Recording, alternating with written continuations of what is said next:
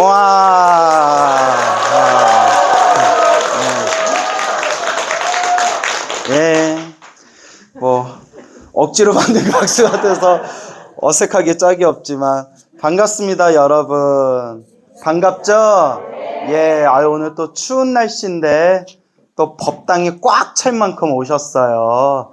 여기가 참 작은 법당이 아닌데, 그죠? 대답이 왜 이러죠?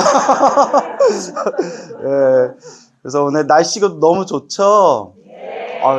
계속 몸이 좀 피곤했는데, 여기 남원에, 그리고 우리 영월사에 맑고 푸른 하늘을 보니까 가슴이 뻥 뚫리는 것 같아요. 그래서 오늘 만나 뵙게 되어서 진심으로 반갑습니다. 오늘 이 자리에 뭐 박수 칠 타이밍을 놓치신 거 같아요. 예, 오늘 이 자리에 모이신 우리 불자님들 다 이제 제가 여러 번 여러분들에게 항상 똑같은 말씀 많이 드렸지만, 우리가 힘들고 괴롭고 답답할 때일수록 무엇을 많이 해야 된다? 예, 기도를 많이 하고, 또 기도만 하면 기도발이 부족하다고 했죠? 기도하면서 무엇을 많이 지어야 된다? 예, 복을 많이 지어야 된다라는 말씀을 늘 드립니다.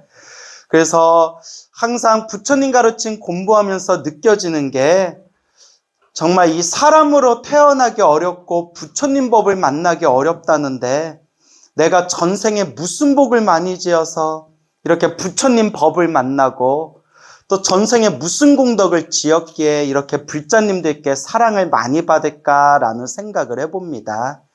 그래서 이럴 때일수록 우리가 더 볶아먹지 말고 더 부지런히 복을 짓고 공덕을 닦을 수 있도록 노력해야 된다라는 것을 항상 마음에 되새겨야 합니다. 제가 우리 불자님들께 항상 기도해라, 기도해라, 복을 지어라, 복을 지어라 늘 말씀드리죠. 근데 여러분, 기도를 많이 해도 나쁜 일은 생기더라고요. 기도를 많이 해도 나쁜 일은 생깁니다. 하지만 여러분들 귀가 따갑도록 드리는 말이지만, 기도를 열심히 하고 기도를 많이 했는데도 나쁜 일이 생기는 것은 기도에 공덕이 없는 것이 아니라, 누가 지은 업보를, 내가 지은 업보를 크게 받을 걸 어떻게 받고 있는 거다? 예, 작게 받고 있는 과정이다. 그래서 인과법이 무서워요. 인연법이 무섭습니다. 그래서 우리 부처님께서도 어느 날 허리가 너무 아프셔가지고 아난 스님에게, 아나나 좀 쉬었다 가자, 허리가 너무 아프구나. 그 아난 스님이 부처님이 옆으로 누우실 수 있도록 가사를 차곡차곡 접어서 부처님 편안하게 누워서 쉴 수 있도록 옆에서 시봉을 하면서 문득 이렇게 여쭤봅니다. 부처님은 모든 걸 다 이루셨는데, 복덕과 지혜를 완벽하게 구족하셨는데 왜 허리가 아프십니까? 아니, 허리 아파 죽겠는데 곧단 소리 나고, 그렇죠? 뭐 허리 아파 죽겠는데, 아니, 스님이 허리가 왜 아프세요? 하면 화딱지 나겠어요, 안 나겠어요? 나죠. 우리 부처님은 화가 없는 분이시잖아요. 부처님께서 미소를 지으면서 하시는 말씀이, 머나먼 과거 전생, 헤아릴 수 없는 과거 전생에 내가 성불하기 훨씬 이전에 사람의 허리를 부러뜨린 적이 있었는데, 그 업보가 남아서 아직까지 내가 이 허리가 아픈 과보를 받는 것이다 라는 그런 내용이 나와요. 근데 또 어떤 책에 보니까 또 다른 버전이 나오더라고요. 당신의 친동생을 절벽에서 밀어서 죽인 적이 있었대요. 그래서 그때의 업보로 허리가 아픈 것이다, 아직도 허리 아픈 업보를 받는 것이다. 저는 이 이야기를 듣고 깜짝 놀라면서 든 생각이, 우리 위대하신 석가모니 부처님께서도 머나먼 과거 전생에 우리와 똑같은 중생이었을 때는 이렇게 탐욕과 성냄과 어리석음과 번뇌와 망상과 업보가 있으셨구나. 하지만 꾸준히 스스로를 뉘우치면서 수행하고 닦고 닦으셨기 때문에 우리와 똑같은 번뇌망상 가득한 중생이었지만 결국 무엇이 되셨구나? 부처님이 되셨구나. 그러니까 우리도 꾸준히 수행하면 우리도 반드시 성불할 수 있겠구나. 그런 생각이 들더라고요. 근데 이제 이 이야기의 핵심은 위대하시고 거룩하신 부처님께서도 머나먼 과거 전생에 지었던 업보 때문에 이번 생에 그렇게 고통을 당하시는 내용이 나옵니다. 물론 이제 대승불교에서는 이걸 좀 다르게 해석해요. 부처님은 모든 업장이 소멸하셨기 때문에 더 이상 받으실 업보라든가 받으실 고통이 있다 없다? 없다. 없는데 일부러 중생들에게 인과 업보의 무서움을 일부러 보여주시기 위해서 그렇게 아픈 척, 당신이 업보를 받은 척 그렇게 일부러 중생들에게 보여주신 것이다. 그러니까 한바탕 연극을 보이셨다는 거예요. 중생들에게 무엇의 무서움을 알려주기 위해서? 인과 업보의 무서움을 알려주기 위해서. 그만큼 이 업이란 게 무섭습니다. 그래서 늘 드리는 이야기지만 우리 중생들이 절에 한 번 안 다니고 부처님께 절 한 번 안 올리고 부처님께 쌀 한 번 안 올렸어도 부처님 오신 날 연등 한 번 안 달았어도 잘 먹고 잘 사는 중생들 있죠. 그만큼 언제 지은 복으로? 전생에 자기가 지은 복대로 이번 생에 잘 먹고 잘 사는 거고, 또 절에 열심히 다니고 부처님께 쌀도 올리고 기도도 하고 부처님 오신 날 연등도 부지런히 달았는데도 힘들고 괴롭고 답답한 일이 생기는 것도 누가 지은 업의 인연이에요? 내가 지은 업의 인연이라는 거예요. 그래서 중생은 다 뭐대로 살아가는구나? 다 복대로 살아가는구나. 그래서 항상 이 복을 우리가 많이 지어야 되고, 부처님도 경전에서 분명히 말씀하셨지만 복이 있어야 수행도 할 수 있다. 복이 있어야 깨달음도 얻을 수 있다라고 경전에서도 분명히 말씀을 하셨습니다. 그래서 기도를 열심히 했는데도, 스님, 저는 스님이 가르쳐준 대로 기도 열심히 했는데도 왜 자꾸 이렇게 힘든 일이 생길까요? 그것도 누구의 업을 소멸하고 있는 과정이다? 내가 지은 업을 소멸하고 있는 과정이다. 그래서 기도 열심히 하면서도 안 좋은 일이 생겼다고 해서 흔들리지 마세요. 기도 열심히 했는데도 안 좋은 일이 생긴다면, 아, 크게 받을 걸 작게 받고 있고 내 업보를 소멸하고 있는 과정이구나. 그렇게 마음의 중심을 딱 세우셔야 됩니다. 제 속가 아버지가 스님이세요. 다들 알고 계시죠? 예, 저희 아버지가 스님이신데, 도자, 광자, 도광 스님이신데, 아마 몇 달 전이었을 거예요. 이제 거의 여름이 끝나갈 때쯤에 저희 아버지 스님이 응급실에 가셨어요. 저한테 얘기도 안 하고. 왜냐하면 제가 또 외아들이잖아요. 세상에 외아들을 머리 깎여서 출가시키는 아버지가 어디 있어요. 그래서 이제 제가 외아들인데 제가 너무 걱정할까 봐 일부러 얘기를 안 하셨대요. 그런데 원래 몸이 아프셨는데 특히 올해 봄, 여름에 엄청나게 몸이 아팠대요. 막 등짝이 엄청나게 몸이 아프셨는데, 그렇게 이제 몸이 아프시다가 저희 아버지 스님이 여러분 심장에 스텐스라고 아시죠? 스텐스 시술. 그거 5번을 하셨어요. 그러니까 뭐 한두 번만 해도 중병이라고 하는데 5번을 하셨어요. 그래서 서울의 큰 병원에서 주치의가 가슴 가슴 답답증이 느껴지시면 무조건 병원으로 오세요라고 여러 번 주의를 줬대요. 그러다가 저희 아버지 스님이 충청북도 단양에 계세요. 단양.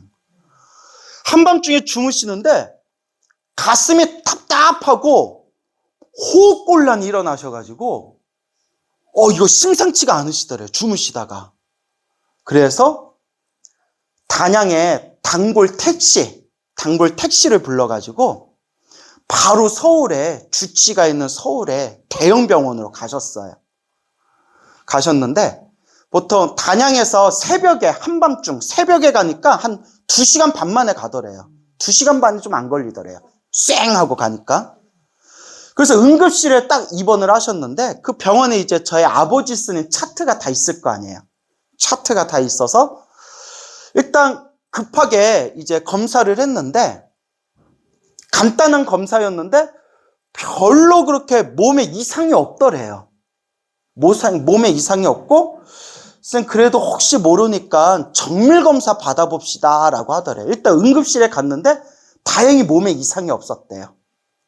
그래서 정밀검사를 이제 받기로 하고 며칠 후에 받기로 하고 일단 요새 정밀검사 받는 것도 이제 사람들이 워낙 많아가지고 좀 기다려야 된대요.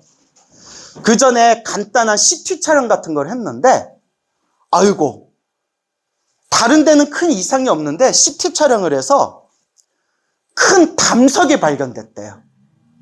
담석. 결석도 아니고 담석. 근데 여러분 담석 환자들한테 이야기 들어보셨는지 모르겠는데 애 낳는 거 다음에 제일 아픈 게 뭐더라? 담석이래요. 들어보셨나요? 엄청 아프대요. 그래서 저희 아버지 스님이 여름 내내 그렇게 막 등짝이고 어디고 엄청 아프셨대요. 그래서 일단 담석이 발견된 상태에서 이제 정밀검사를 받고 며칠 후에 이제 결과가 나왔어요. 그래서 서울에서 스님 이제 검사 결과 받으러 오세요 해서 또 저랑 친분이 있는 또 어느 보살님께서 저희 아버지 스님을 서울에서 직접 차로 자가용으로 모셔서 옆에서 하나하나 다 케어해 드렸어요. 다 해주셨는데 그때 저희 보살님이 또 같이 들은 이야기인데 이제 정밀 검사 결과가 나왔는데 저희 아버지 스님이 저한테 하신 말씀이 당신이 췌장암으로 알았대요. 췌장암. 왜요? 했더니 요새 유튜브가 문제야. 예? 의사들이 미쳐버리겠대요. 요새 환자들이 와가지고 자기 뭐가 어떻고 자꾸 아는 소리를 한대요. 그 의사가 그런 거 어디서 들었냐 하면 어디서 들었다? 유튜브에서 봤다 이러는 거예요. 그러니까 이제 지금 다 반 의사가 돼가지고 의사가 뭐 얘기해도 잘 안 믿는다고. 저희 아버지 있으면 하도 등짝이 아프고 온몸이 하도 아파가지고 유튜브에서 딱 찾아봤는데 딱 당신 증상이 뭐하고 똑같더라? 췌장암하고 똑같더라는 거예요. 똑같더래요. 그래서 마음의 준비를 하셨대요. 그냥 아닐 거야 하고 췌장암 판정받으면 충격이 너무 클까봐 그냥 췌장암이다. 마음의 준비를 하자. 아이고 이거 광우한테는 이걸 어떻게 얘기해야 되나. 혼자 그렇게 한바탕 소설을 다 써놓고 그냥 췌장암이다 생각하고 검사 결과 받으러 가셨는데 야 우리 아버지 스님도 보통 분이 아니시더라고요. 당신이 췌장암이다라고 스스로 그냥 생각하고 스스로 인정하고 병원에 가시는 그 아침에도 농담하면서 웃으시더라고요. 우리 같으면 막 울상에 광우야 나 죽으면 어떡하냐 막 이럴 수도 있을 텐데 막 농담하고 웃으면서 야 별일이야 있겠냐 야 나 갔다 올게 검사 결과 나오면 전화할게 하면서 웃으시면서 그렇게 병원에 갔다 오신 거예요. 검사 결과 아무런 이상이 없더래요. 아무런 이상이 없더래요. 췌장도 아무 이상 없고 머리끝에서 발끝까지 아무 이상이 없는데 의사가 이상하네 이런 경우가 간혹 있기는 한데 이거 쉽지 않은 건데 참 스님 복 받으셨습니다 이러더래요. 그때 저희 아버지 스님 옆에서 같이 병원 모셔가지고 케어해 주신 보살님도 옆에서 같이 우리 스님 옆에 앉아서 의사한테 같이 들은 얘기인데 의사가 딱 하는 얘기가 스님 담석이 흔적도 없이 사라졌어요 이러시는 거예요. 흔적도 없이 사라졌대요. 며칠 전에 응급실에서 CT 촬영했을 때 담석이 큰 게 발견이 됐는데 그게 정밀검사 후에 며칠 후에 다시 확인을 했는데 흔적도 없이 사라졌대. 잘못 찍힐 리가 없대요. CT에 그대로 남아있으니까. 저희 아버지 스님이 아니 이런 경우가 있기는 합니까? 간혹 이런 경우가 있습니다. 근데 소변으로 빠져나가면 엄청 아프고 대변으로 빠져나가면 좀 덜 아픈데 혹시 소변 보실 때 막 찢어지듯이 엄청 아픈 적 있습니까? 아니 소변 보면서 아픈 적은 없었는데요. 그럼 아마 대변으로 빠져나갔을 수도 있습니다. 이거 담석도 부셔가지고 빼내려면 이것도 골치 아픈데 아이고 복 받으셨습니다. 담석이 흔적도 없이 사라졌습니다. 이러시더래요. 그러면서 야 나 괜찮단다 야 광우야 이러시면서 되게 얼굴이 편안해지셨더라고요. 그러면서 하시는 말씀이 여름에 너무 아팠을 때 이렇게 기도하셨대요. 마음으로 관세음보살을 염불하시면서 왔다 갔다 하면서 부처님 너무 아프시니까 정말 아팠대요. 근데 담석이 그렇게 아프대요. 근데 담석인 줄도 모르고 너무 막 죽을 듯이 아프시니까 자다가도 막 경기를 일으키면서 깨시니까 이거 나 진짜 얼마 안 남은 거 아닌가라는 생각이 들더래요. 그리고 당시 또 이제 췌장암이다 또 이렇게 오해하고 있었을 때였잖아요. 부처님 저 죽더라도 백중은 끝나고 데려가 주십시오.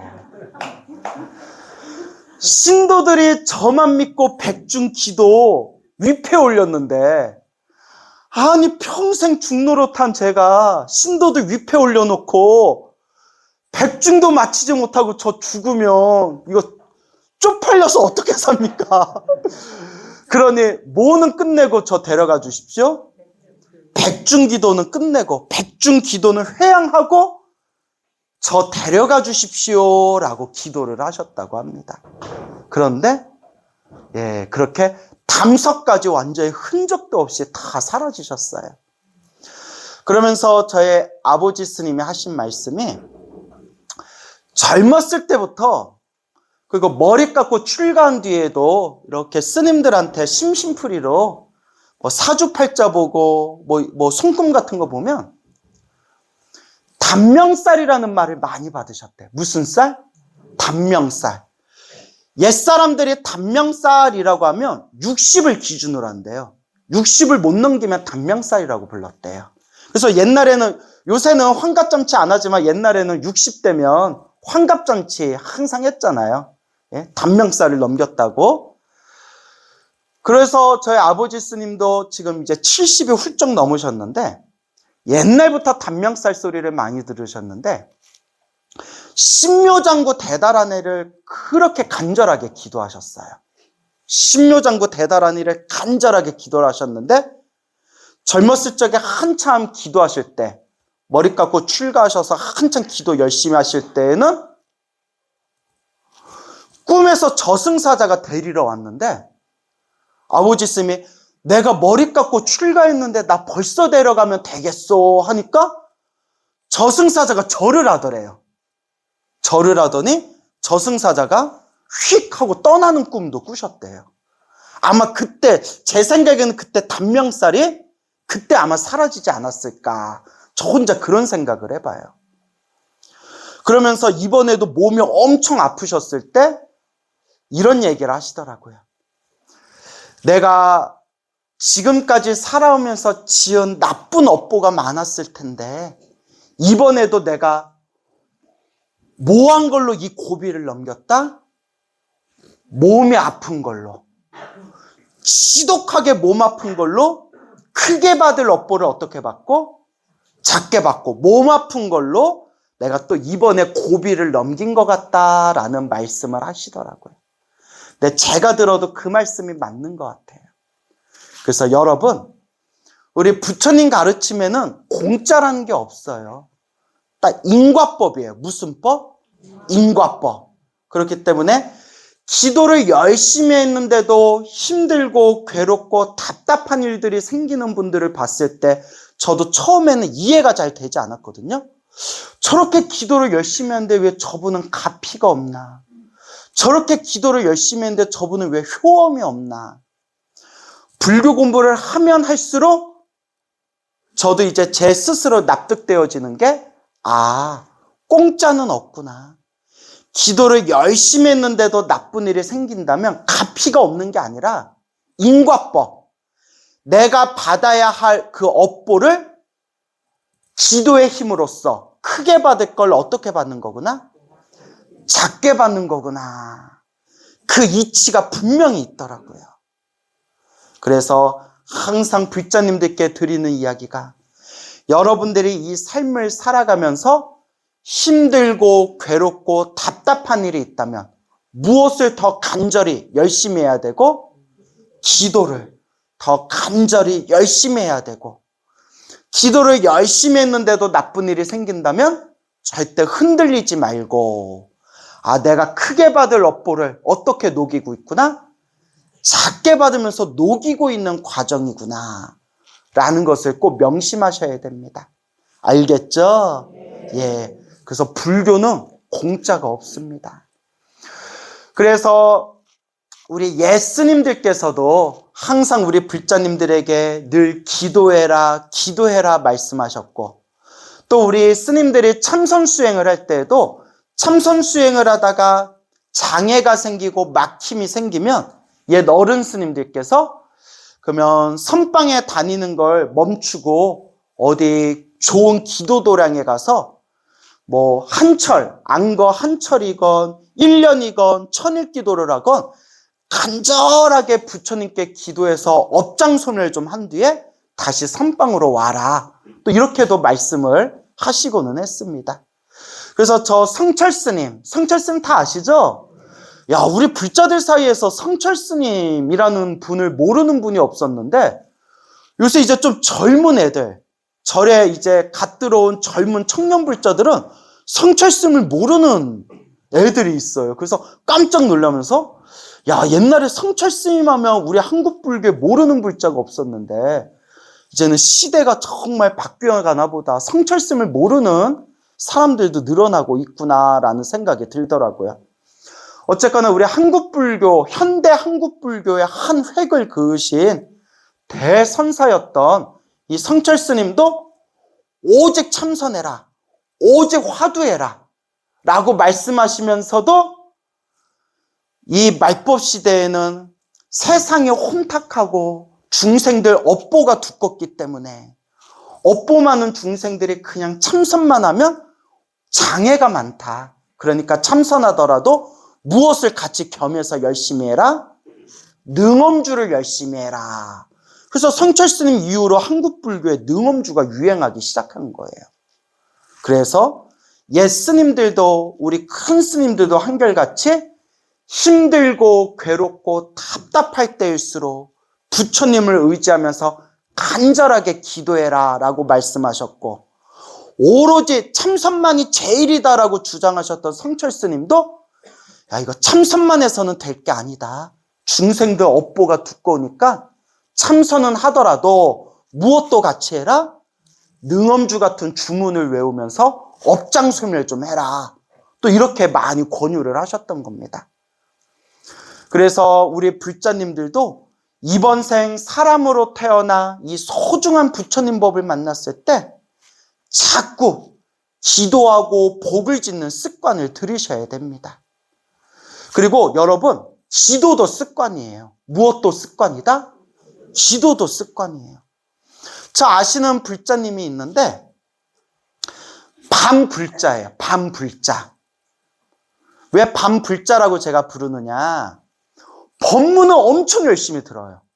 또 완전 제 법문의 찐팬이라서 하루 종일 제 법문을 듣는데요. 제가 했던 법문을 줄줄줄줄 입에서 나올 정도로 기억해요. 그렇게 제 법문 열심히 듣고 다른 스님 법문도 열심히 듣는 불자님이 계시는데 희한하게 뭐는 안 해요? 기도는 안 해요. 그래서 보살님, 제 완전 찐팬이라면서 제 법문의 핵심 주제가 기도해라, 복을 지어라, 공덕을 닦아라인데 아니, 내 찐팬이라면서 왜 기도는 안 해요? 했더니 뭐란지 아세요?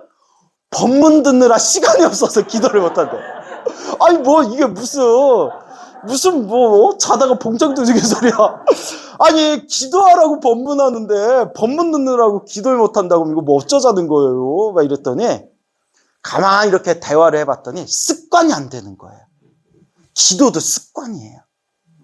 그래서 아마 이 자리에 앉아 계신 분들도 아마 그런 분들이 계실 수 있어요. 예? 야, 오늘 광우스면 온다는데 그거 얼굴이나 한번 보자, 야. 그래가지고 이렇게 오시기는 오셨는데, 그러니까 제 법문도 왜 되게 찔려요? 되게 크게 웃네? 야, 얼굴 좀 보자, 야. 그거 어떻게 생겼나, 야. 이렇게 오신 분들이 있을 수 있는데, 제 얼굴 백날 봐봤자 아무 영혼 없어요. 제가 항상 뭐 해야 된다? 기도해야 된다. 기도해야 된다. 간절하게 기도해야 돼요. 근데 참 희한한 게 있어요. 전국에 제 찐팬들이 많다 보니까 어느 불자님이 저를 보고 저를 우시는 거예요. 이렇게 옷을 붙들고 우세요. 왜 우시냐 했더니 제가 생명의 은인이래요. 왜 그러냐 했더니 큰 병에 걸렸는데 제 법문 듣고 많이 위안을 삼았대요. 법문 듣고 기도하다가 무슨 이거 효과 배경음 깔아주시는 건가요? 감동적인 이야기라서 셀프 배경음인가요? 하여튼 그러다가 기도하시다가 꿈에 제가 나타났대요. 그거 제가 그 보살님 몸을 만져줬대요. 남사스러워. 내가 왜? 그러더니 끝까지 듣고 박수 치세요. 이야기 중간에 그랬는데 안 났어요 하면 어쩔 뻔하려고 그래요. 몸에 병이 싹 나으셨대요. 근데 나는 아무리 생각해도 내 그분 꿈에 간 적이 없는데, 나 그분 꿈속에 들어간 적이 없는데, 꿈에서 제 꿈 꾸고 제가 나오는 꿈 꾸고 나서 가피 받았다는 분들이 많이 만나요. 그래서 느낀 게 내가 영험이 있어서 저는 제가 알잖아요. 저는 제 수행도 제대로 못하는데 제가 어떻게 남한테 가피를 주겠어요. 여러분 제 두 눈을 보십시오. 내 눈을 보면 모든 병이 낫고 이렇게 시작하면 그럼 진짜 제가 사입이 되는 거예요. 예? 근데 저는 항상 부처님 앞에서 부끄러움이 없어야 되잖아요. 저도 아직 중생이고 수행의 힘이 부족한 사람인데 꿈에서 제 꿈을 꾸고 나서 병이 나았다, 좋은 일이 생겼다라는 분들이 많아요. 그런 분들 얘기를 들으면서 느끼는 게 보살님이 평소에 제 법문을 많이 듣고 저를 좋아하는, 저를 존경하는 감정이 있었기 때문에 꿈에서 몽중가피를 받을 때 익숙한 누구의 모습으로 꿈에 나타난 거다? 광우 스님의 모습으로 꿈에 나타난 거지 나는 아무 영험 없다. 또 이렇게 얘기를 하고, 또 화계사 있을 때 오셨던 불자님이셨는데 화계사 있을 땐 가끔 뵙고 했는데 지금도 저희 완전 찐팬이신데 그분이 암이 있으셨어요. 암이 있으셨는데 저한테 찾아오셔서 막 울면서 스님 저 내일 모레 수술 들어가는데 저 축원 좀 해주세요 이러더라고요. 그래서 제가 암이시고 수술 받은다니까. 그래서 제가 손을 딱 잡아드리고 주문을 외우셨어요.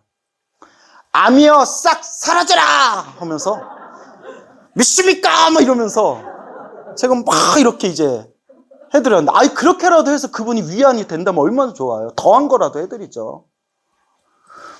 연락이 왔는데 수술이 아주 잘 됐대요. 완치가 됐대요. 근데 그분 말씀에 하는 얘기가 신도들한테 광우스님한테 가피 받았다고 이러는 거예요.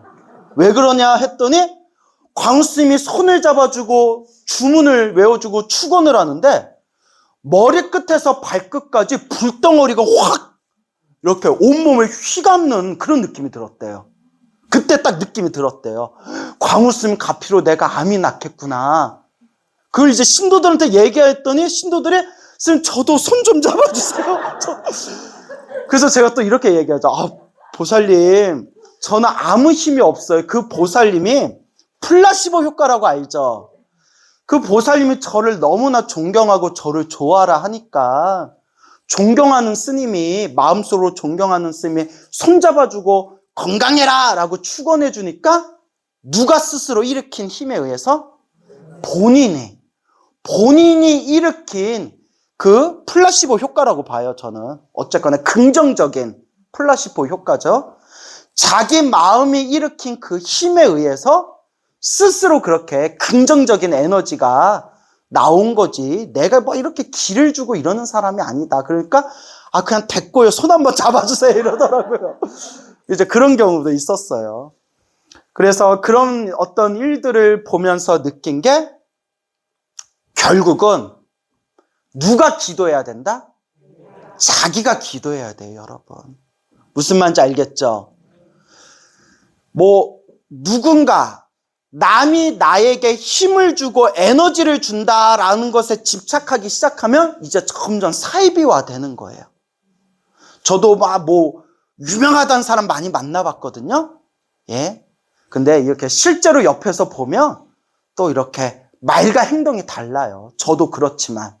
그래서 그런 걸 볼 때마다 항상 느끼는 게, 우리 불자들은 올바른 견해를 갖고 누구를 의지해야 된다? 부처님. 오직 부처님을 의지하면서 누가 기도해야 된다? 내가 기도해야 된다 라는 걸 명심해야 됩니다. 그래서 기도는 뭐가 돼야 된다? 습관이 돼야 돼요. 그래서 아까 밤불자님 이야기 들었죠? 법문은 엄청 들어요. 근데 자기가 스스로 기도하는 습관은 아직 생기지가 않았어요. 그래서 늘 제가 말씀드리는 게, 불교는 지식의 종교가 아니다. 백날 머리로 불교는 무엇이다 라는 것을 머리로만, 지식으로만 알고 있는 분들이 오히려 믿음이 쉽게 꺾이는 걸 많이 봤어요. 그렇지만 부처님의 가르침을 몸으로 부딪히고 몸으로 체험하고 몸으로 맛을 보신 분들은 혹 힘들고 괴롭고 답답한 일이 생겨도 쉽게 꺾인다, 안 꺾인다? 안 꺾여요.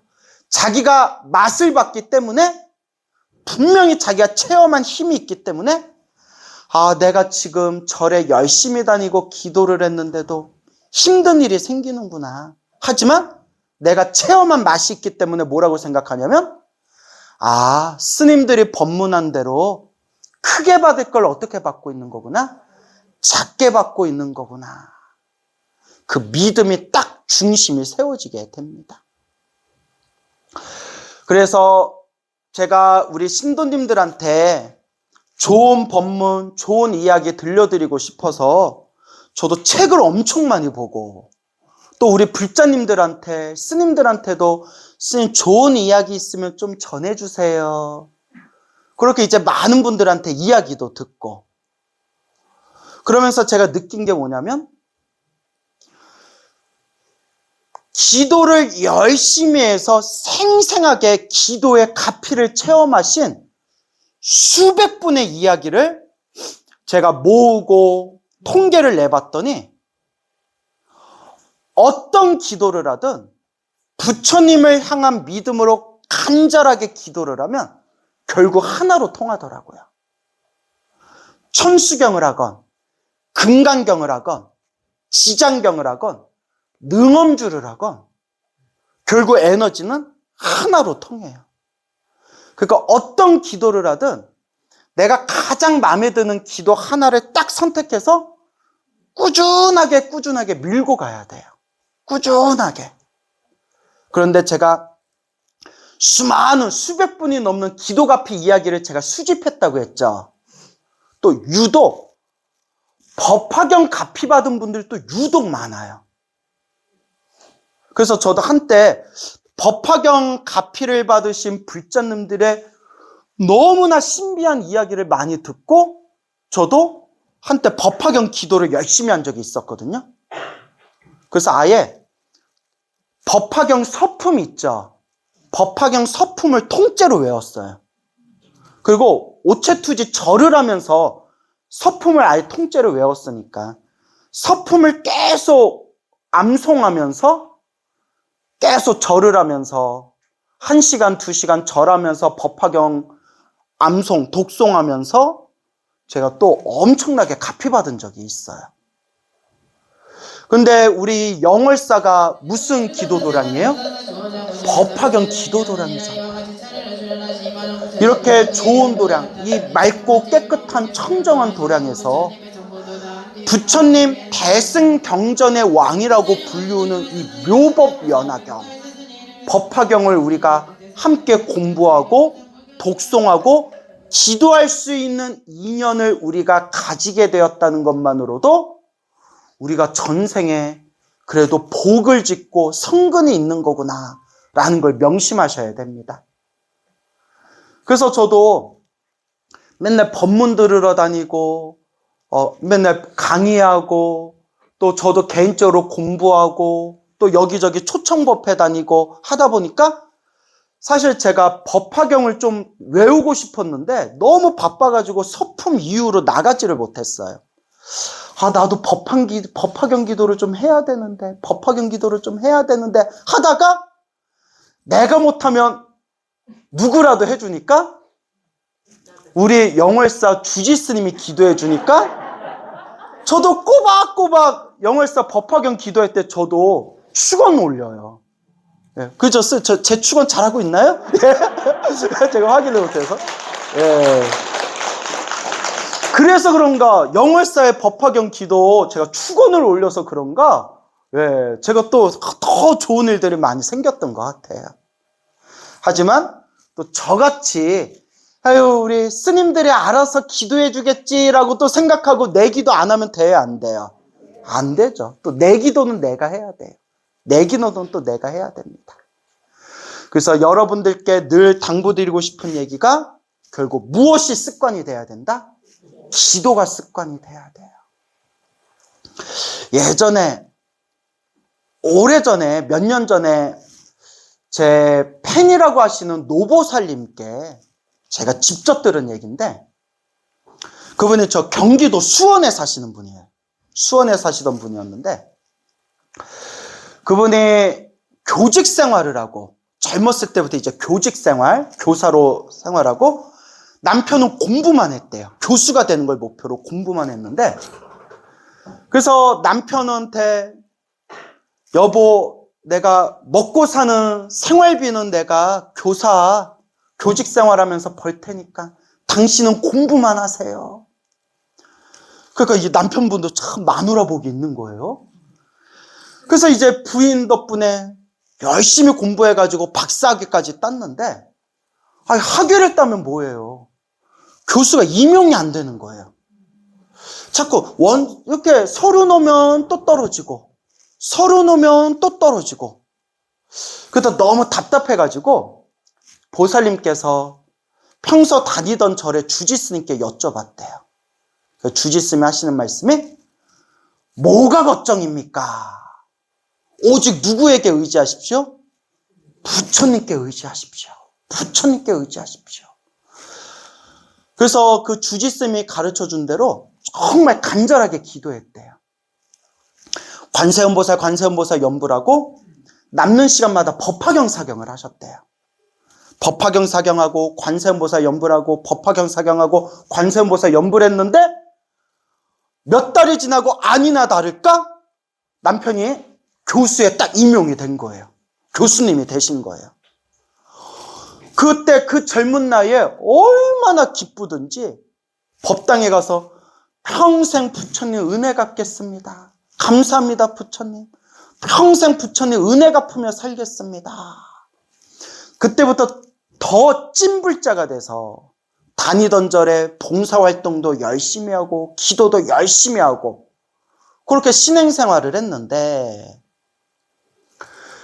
그렇게 이제 남편이 이제 교수 이제 정년퇴임도 코앞에 놔두고 있었을 때 제가 늘 말씀드리죠. 기도를 열심히 해도 나쁜 일이 생긴다 안 생긴다? 생긴다.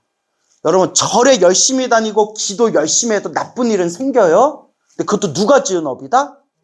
내가 지은 업이라는 거예요. 그 보살님이 그렇게 절에 열심히 다니는데도 드디어 받아야 할 업보를 또 만나게 된 거예요. 이게 어쩔 수가 없어요. 그래서 여러분 따라해 보세요. 정업난면.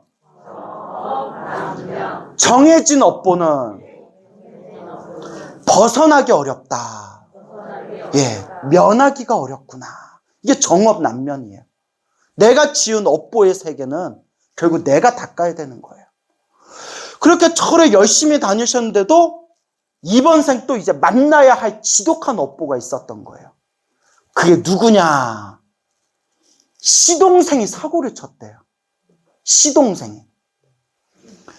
해외에 나가가지고 사업하다고 일벌이던 시동생이 사업이 망했는데 한국으로 돌아왔대요. 그 어떻게 해요? 시동생이 또 이제 남편이 형님이잖아요. 그래서 이렇게 좀 거두어 줬대요. 집에서 머무르고 이제 한국에서 새로운 일을 좀 찾아봐라 라고 했는데 얼마 후에 막 사방에서 독촉장이 막 날라오는데 이게 무슨 일인가 싶어서 봤더니 시동생이 친형 이름으로 사방에 막 돈을 꾸고 사채빚을 진 거예요. 수십 군데에다가 조금씩 돈을 빌려가지고 1억 5천만 원이 넘게 그 며칠 사이에 1억 5천만 원의 빚이 생긴 거예요. 그래서 여러분 아무리 내 친동생이지만 내가 모르는 상태에서 내 이름으로 그렇게 돈을 빌릴 수가 있나요? 안 빌려봐서 모르시는구나. 하여튼 그렇게 호되게 당했대요. 그래서 이제 부랴부랴 어떻게든 해결해야 되는데 그냥 집안에 그렇게 모아둔 돈이 없었대요. 집안에 모아둔 돈이 없는 상태에서 또 사채 빚이라는 게 막 돈덩이가 막 불어들잖아요. 이자라는 게. 뭐 어쩔 줄 몰라가지고 이걸 어떻게 해야 되나. 주지스님한테 또 가가지고 주지스님 이거 어떡합니까? 여러분 힘들고 괴롭고 답답할 때 또한 의지할 분은 누구밖에 없다? 부처님밖에 없어요. 그러니까 우리 부처님은 엄청 피곤할 것 같아. 맨날 찾아오는 신도들이 부처님 까꿍 감사합니다. 아우 행복해 이러면서 오는 사람이 많겠어요. 제발 살려주세요. 저 좀 살려주세요. 이런 사람이 많겠어요. 살려주세요라고 기도오는 사람이 많겠죠. 그러니까 부처님도 참 그럴 리는 없겠지만 아유 우리 부처님도 참 중생들 구제하시느라 아우 어쩌냐 이런 생각이 들어요. 또 절에 가서 이제 간절하게 부처님께 기도하면서 잠이 안 오더래요. 심장이 벌렁거려서 잠이 안 오더래요. 일반 서민 입장에서는 1억 5천만 원이면 큰 돈이잖아요. 이걸 어떻게 갚아야 되나? 정말 집이라도 팔아야 되나? 간절하게 관세음보살, 하루 종일 관세음보살만 연불 했대요. 아침에 눈 뜨면 저녁에 잠들 때까지 잠도 안 오더래요. 관세음보살 연불하면서 집에서는 남는 시간마다 하루에 몇 시간씩 법화경을 사경하셨대요. 법화경 사경하고 관세음보살 법화경 사경하고 관세음보살 그렇게 하염없이 기도를 했답니다. 그런데 며칠 후에 생생한 꿈을 꾸셨대요. 생생한 꿈을. 당신이 꿈에서 보살님이 이빨이 다 떨어져가지고 이빨이 막 땅바닥에 막 흩어져 있더래요. 이빨이. 여러분들 들어보셨겠지만 이빨 빠진 꿈이 좋아요? 안 좋아요? 안 좋은 꿈이라고 하잖아요. 그렇다고 또 이 얘기 듣고 나 저번 이빨 빠진 꿈 꿨는데 또 이렇게 걱정하실 필요 없어요. 절에서 기도 열심히 하면 또 괜찮으니까. 근데 우리가 흔히 이빨 빠지는 꿈이 별로 안 좋다라는 속설이 있잖아요. 당신 이빨이 몽땅 빠져가지고 막 땅바닥에 막 흩어져 있더래요. 이걸 어떡하나 하고 있는데 갑자기 남편이 뿅 하고 나타나더니 남편이 그 보살님 이빨을 다 이렇게 하나하나 집더래요. 다 주워가지고 보살님 잇몸에다 그걸 다 박아주더래요. 전문 용어로 임플란트라고 하나요? 네? 임플란트? 남편이 그 땅바닥에 떨어진 치아를 다 하나하나 다 주워가지고 보살님 잇몸에다가 하나하나 다 박아주더래요. 다 박아줘서 이빨이 원래 상태로 딱 돌아오면서 잠에서 딱 깼대요. 생생하게. 저한테 직접 해주신 얘기예요. 딱 들어도 느낌이 어때요? 아, 뭔가 좋은 일이 생길 것 같다 생각이 들었는데 갑자기 친오빠한테 전화가 왔대요. 오빠한테. 그래서 친오빠한테 전화가 왔는데 뭐라고 하냐면 갑자기 뜬금없이 네가 오래된 차를 몰고 다녀서 항상 내 마음이 무거웠다. 오빠가 모아둔 돈이 있어서 줄 테니까 이걸로 너 차 한 대 새로 사라 하면서 4천만 원을 넣어주잖아요. 오빠가 갑자기 왜 이러지? 근데 제 생각에는 여동생이 갑자기 그 시동생 때문에 사채빚이 생겨가지고 고생한다는 얘기를 건너들었을 것 같아요. 그래서 그냥 주기 뭐하고 야 이걸로 차 한 대 사라 하면서 이렇게 돈을 준 게 아닌가 그런 생각이 들어요. 그죠? 오빠 갑자기 야 너 차 오래됐으니까 새 차 사라 이렇게 돈 주는 게 좀 쉬운 일은 아니잖아요. 그러니까 새 차 사라 하면서 혹시 도와준 게 아닌가라는 생각이 들어요. 하여튼 친오빠가 4천만 원을 주고 그 보살이 절에서 정말 봉사활동도 열심히 하고 기도도 열심히 하고 복을 많이 지었대요. 그러니까 자기가 지은 복도 누구한테 돌아와요? 자기한테 돌아와요. 절에 오랫동안 같이 다닌 그 도반들이 십시일반 모아가지고 5천만 원이 넘는 돈을 모아서 이자 없이 도와주는 거니까 때가 되면 나중에라도 갚아라 하고 5천만 원이 넘는 돈을 도와줬대요. 도반들이. 그러니까 이거는 그분이 평소에 잘 살았다는 거예요. 평소에 잘 사니까 도반들이 이렇게 십시일반해서 도와준 거예요. 그 나머지 빈돈은 그 교수인 그 거사님 그 무슨 연금 공단에서 뭐 대출을 받아가지고 나머지 다 이렇게 모아서 그 사채빚을 싹 갚았대요. 결국은. 그래서 한시름 싹 났는데 이제 문제가 생긴 게 뭐냐면 남편이 이제 정년퇴임이 코앞에 와가지고 이제 일을 그만둬야 되는데 연금공단에서 대출을 써가지고 노후에 준비한 돈이 펑크가 났다는 거예요. 이걸 어떡하냐. 애들도 한참 공부시켜야 되는데 애들이 또 공부를 잘해가지고 막 유학 보내고 그랬대. 그 해외 유학 보내면 돈이 많이 든다면서요. 그래서 아마 유학 보내가지고 또 노후 준비를 많이 못했나 봐요. 돈이 많이 든다 하더라고요. 애들도 좀 더 도와줘야 되고 이거 노후도 우리가 준비해야 되는데 이거 대출 받아가지고 어떡하나. 또 믿고 의지할 건 뭐밖에 없어요? 부처님. 또 부처님. 아쉬우면 부처님. 또 간절하게 법화경 사경하고 간절하게 기도를 했는데 딱 믿음이 있더래요.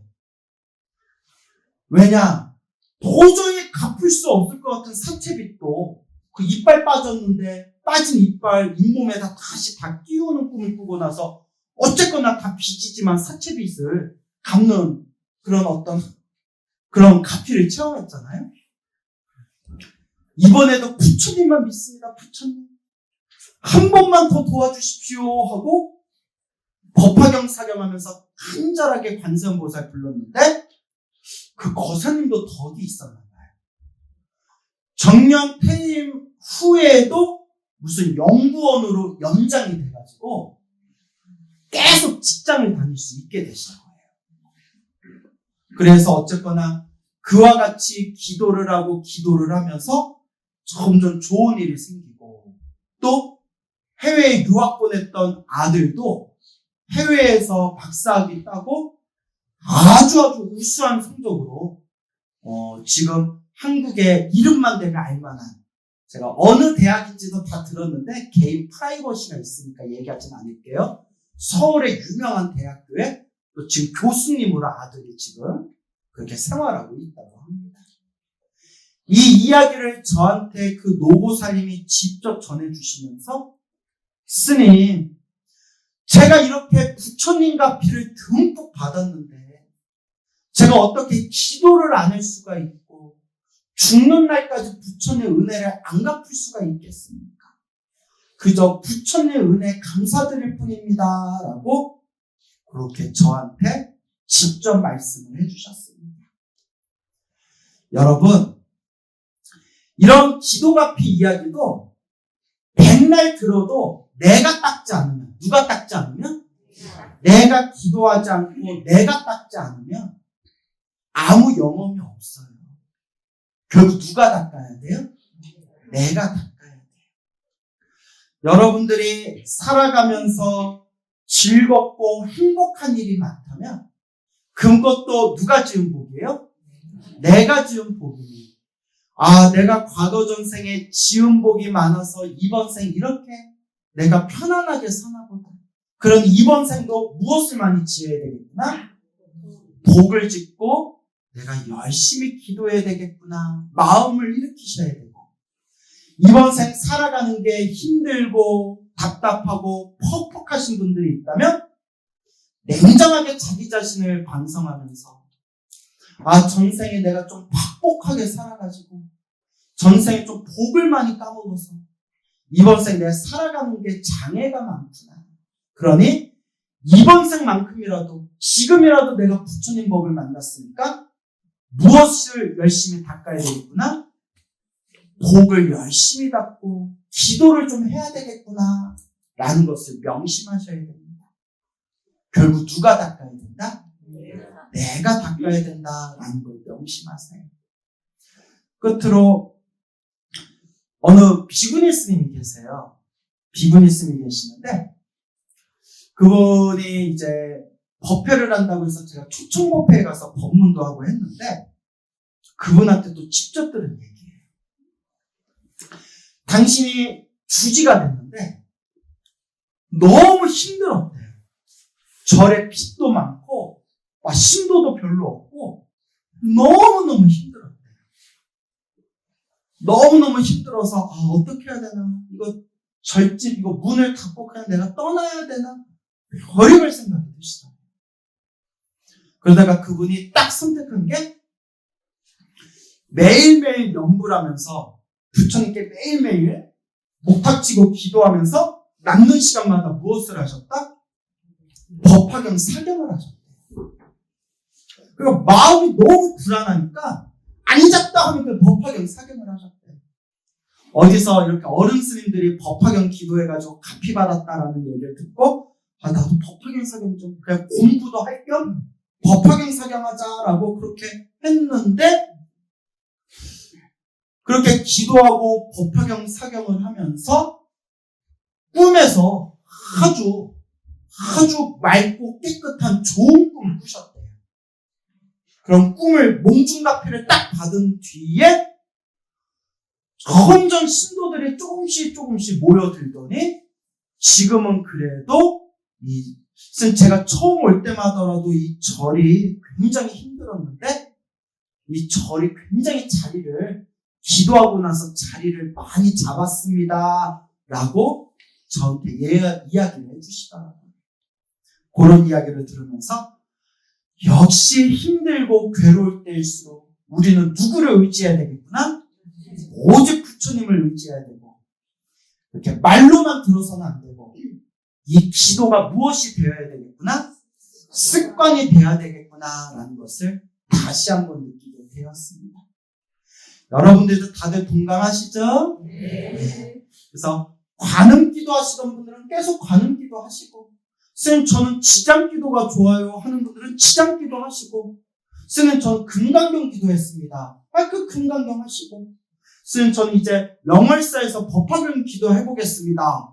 그러면 법화경 기도 열심히 하시고, 어떤 기도를 하든 부처님을 믿고 의지하면서 여러분들 꾸준히 기도하고 복을 닦으며 여러분들의 공덕을 잘 닦아나가시기 바랍니다. 성불하세요, 여러분.